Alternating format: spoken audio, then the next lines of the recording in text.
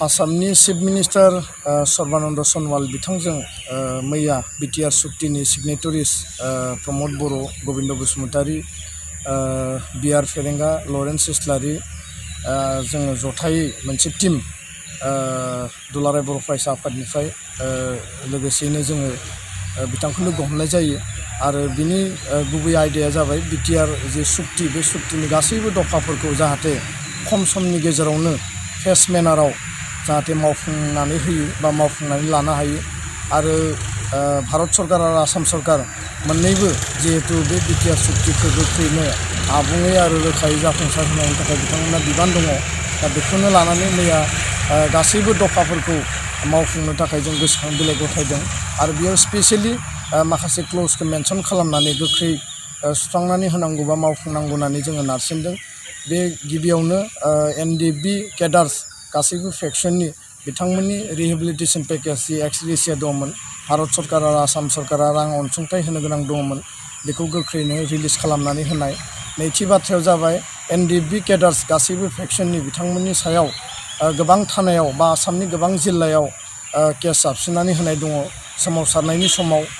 दा बै केसफोरखौ जाहाथे फेस मेनाराव मोनसेनि उनाव मोनसे बयबो केडार्सफोरनि केसफोरखौ जाहाथे उइथड्र खालामनो हायो बिनि थाखाय जोङो नारसिनदों। लोगोसेनो एनडिएफबि केडार्सफोरा जायफोरा माने फिजिकेलि फिट बा जायफोरा गासैबो बिथिंजों फिटनेस दङ बिथांमोनखौ बा जायफोरा गोसो गुदुं बा बिथांमोना माने मावनो थाखाय रेडि बिथांमोनखौ जाहाथे रिक्रुटमेन्ट रेलि खालामनानै पारामिलिटारि आरो आसाम पुलिसाव जिहेतु बे क्लजआव लिरनाय दङमोन बेखौ माने गोख्रैनो थिसननांगौ होननानै जों नारसिननाय जादों। आरो लोगोसेनो आसाम लेंगुवेज एक्ट 2020 दाख्लैबावैसो आसाम सरकारा मोनसे एसामिस लेंगुवेजनि जि कम्पालसरि साबजेक्ट हिसाबै क्लास 1निफ्राय क्लास 10 सिम बेखौ कम्पालसरि खालामनायनि थाखाय आसाम नाङै जि मोनसे आयेन पास खालामदों बिनि सायावबो जोङो आबुङै बा रोखायै जों सावरायनाय जादों। दा बे सावरायनायाव दुलाराय बर' फरायसा आफाद आरो बिटिआर सुक्तिनि सिगनेटरिस बिथांमोना जों जयैनो जोङो नारसिनदों जे आसाम सरकारा भारत सरकारजों रायज्लायनानै बेखौ गोख्रैनो मावफुंनांगौ आरो बे बिथिङाव आसामनि चिफ मिनिस्टारा जोंनो प्रतिश्रुति होदों गोख्रैनो भारत सरकारनि हम मिनिस्ट्रिनि डिपार्टमेन्टनि गासैबो जायफोर माने बे एकर्ड इमप्लिमेन्टेसननि खामानिखौ मावो बे बिथांमोनजों मोनसे टक खालामनानै बिटिआर सुक्तिनि मोनफ्रोमबो दफाखौ गोख्रैनो सुस्रांनानै बा मावफुंनानै होनाय जागोन होननानै बिथाङा जोंनो प्रतिश्रुति होदों। आरो मैयानि जे सावरायनाय बे सावरायनाया सेटिसफेक्टरि आरो फ्रुइटफुल होननानै दुलाराय बर' फरायसा आफादा जों बुंनो सानो। आरो नैबे जे एकर्ड माने आसाम जि लेंगुवेज एक्ट 2020 बे बाथ्रानि सायाव स्पेसियेलि दुलाराय बर' फरायसा आफादनिफ्राय आसामनि चिफ मिनिस्टारखौ जों आपिल खालामदों जे बर' हारिया बर' राव आरो बर' मिडियामजों मोनसे जोङो एटाचमेन्टआव थानाय बा बे जोंनि मोनसे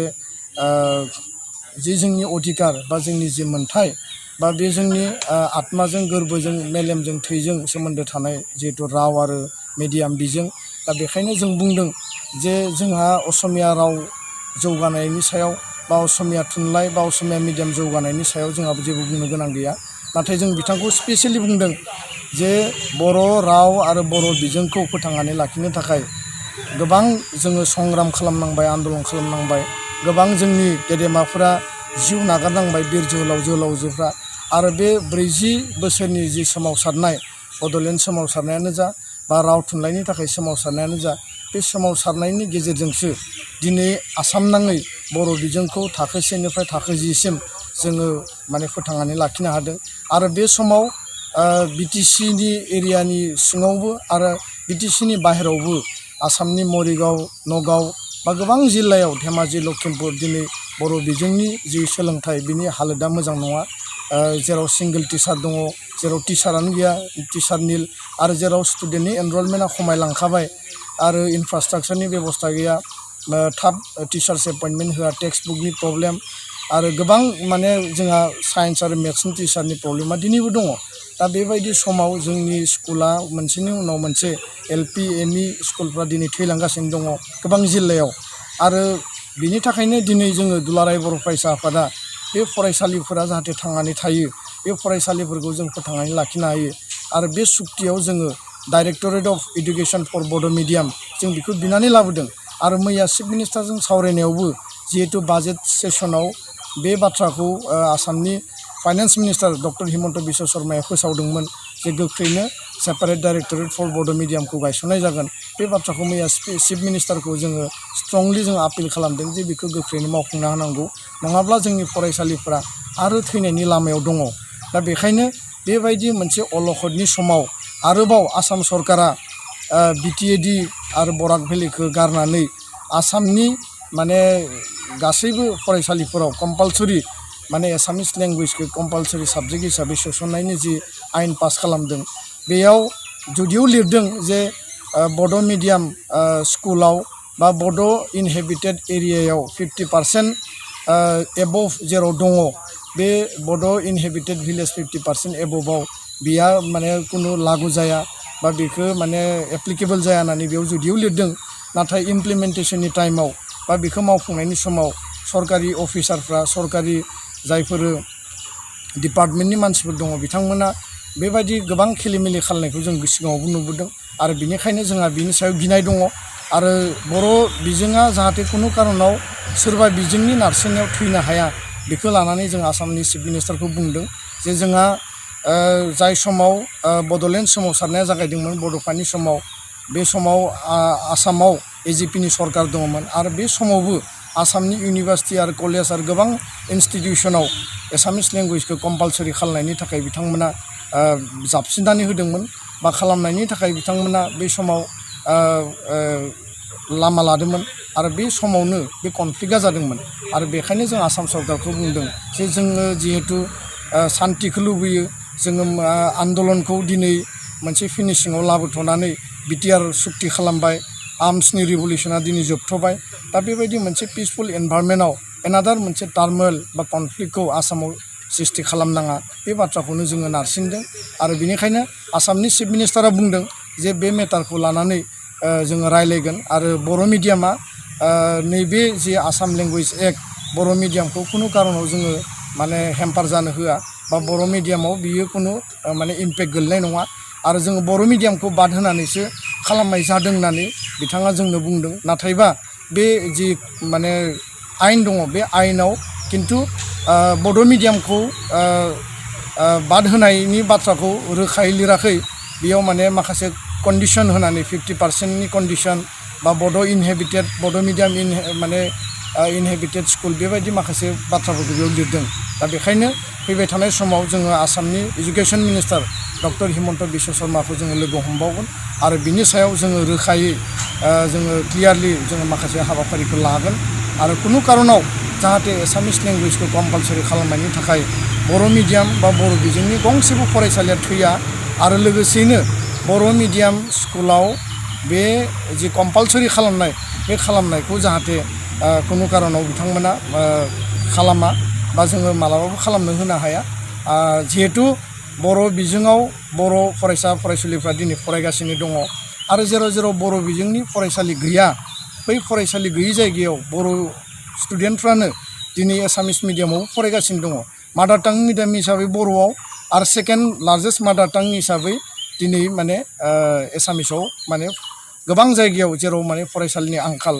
बर' फरायसाफ्रा फरायगासिनो दङ दा बेबायदि समाव जेराव जोंनि फरायसाफोरा एसामिसावनो फरायसालि गैयिनि थाखाय माने गोसो गैयाबाबो फरायनांगासिनो दङ आरो एनादार नोङो जोंखौ जुदि जाबसिननानै होयोब्ला बेखौ दुलाराय बर' फरायसा आफादा मानिनानै लानो हाया दा बेखायनो गासैबो बिथिंखौ नोजोर लाखिनानै जोङो नैबे मेटारखौ सरकारजों सावरायनानै जोङो बिनि मोनसे समाधान जों दिहुनगोन आरो सरकारखौ जों आपिल खालामदों जाहाथे कुनु कम्पालसन जोंखौ खालामा दा बे बिटिआर सुक्तिनि बेलायावबो जोङो दुलाराय बर' फरायसा आफादै जोंनि स्टेन्डआ क्लियार जे जायफोरा दिनै जेलाव जोबजानानै दङ जायफोरा दिनै आसामनि गोबां जेलाव नाङा फाङा केस जाबसिननानै बिसोरखौ बन्दी खालामनानै दोनदों बा जेलनि टार्म होनानै दोनदों बिथांमोनखौबो बख'नायनि थाखाय आसाम सरकार भारत सरकारा राहा लानांगौ आरो बिथांमोननि केसखौ उइथड्र खालामनानै होनांगौ आरो लोगोसेयैनो जोंनि एनडिएफबिनि आगुनि आफादगिरि डिआर नाब्ला रनजन दैमारि बिथाङाबो दिनै सुक्ति खालामनायनि सिगाङाव बिथांखौ जेलाव जोबनाय जादोंमोन आरो सुक्तिनि समाव बिथांखौ बयनिबो आपिल बर' रायजो राजानि सन्मानखौ होनानै बा बिथाङा जे जातिनि थाखाय हारिनि थाखाय संग्राम खालामबाय बे मानखौ होनानै भारत सरकारा सुक्तियाव बिथांखौ बाहागो लानो थाखाय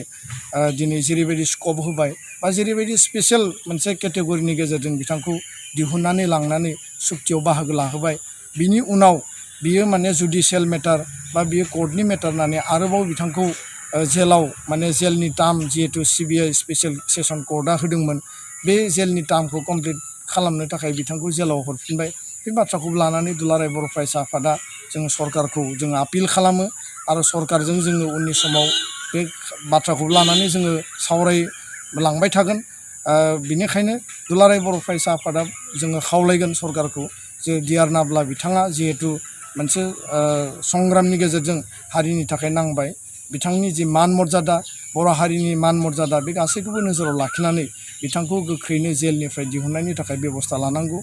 एकर्डनि समाव जुदि बिथांखौ स्पेशल मोनसे स्टेटास होनानै जुदि लांनो हादोंब्ला थारैनो बिथांखौ दिनैनि समाव माखासे ग्राउन्डआव रिलेक्सेसन होनानै बा माने बिथांनि जिखिनि जेलनि टार्म बेखौ भारत सरकार आसाम सरकारा रिथिंकिं खालामनानै कर्ट प्रसिडिउरनि माखासे प्रसेसखौ जाहाथे भायलेट खालायाबासिनो गासैबो सिस्टेमखौ माने फुलफिल खालामनायनि गेजेरजों बिथांखौ गोख्रैनो जेलनिफ्राय दिहुननायनि थाखाय बेबस्था लानो हायो बिनि थाखाय दुलाराय बर' फरायसा आफादा जोङो सिगांनिफ्रायबो आपिल खालामदों दिनैबो आपिल खालामदों जोङो फैबाय थानाय समाव बिनि थाखाय सरकारखौ जोङो नारसिनलांबाय थागोन दा बेखायनो मैयानि जि सावरायनाय बे सावरायनाया जोंनि थाखाय खोब मोनसे सिगनिफिकेन्ट आरो फैबाय थानाय समाव बिटिआर सुक्तिनि मोनफ्रोमबो दफाया टाइम बाउन्ड इमप्लिमेन्टेसन जागोन बेखौ लानानै जोङो खामानि मावगोन आरो वान अफ दा सिगनेटारि अर्गेनाइजेसन हिसाबै दुलाराय बर' फरायसा आफादा बिटिआर सुक्तिनि मोनफ्रोमबो क्लजनि सायाव जाहाथे फैबाय थानाय समाव इमप्लिमेन्टेसननि थाखाय जोङो सरकारखौ नारसिननो हायो आरो सरकारनि सायाव जों प्रेसारखौ दोननानै बे गासैबो दफाफोरखौ बर' हारि जौगानायनि थाखाय बिटिआर ओनसोलनि जौगानायनि थाखाय आरो बाहेरायाव थानाय बर' कसारि वेलफेयार काउन्सिल दानायजों लोगोसे कार्बि आंलंनि बर'फोरनि एसटि हिलनि जि स्टेटास बे मोनफ्रोमबो बिथिंखौ लानानै बिटिआरखौ एक्सपानसन खालामनांगौनि थाखाय जि कमिसन दानाय कमिटि दानाय बे मोनफ्रोमबो बिथिंखौ जों मावफुंनानै लानो हायो बिनि थाखाय दुलाराय बर' फरायसा आफादा जोङो खामानि मावलांगोन आरो बे बाथ्राखौ जों दिनै रायजोफोरनो फोरमायबाय गोजोन्थों।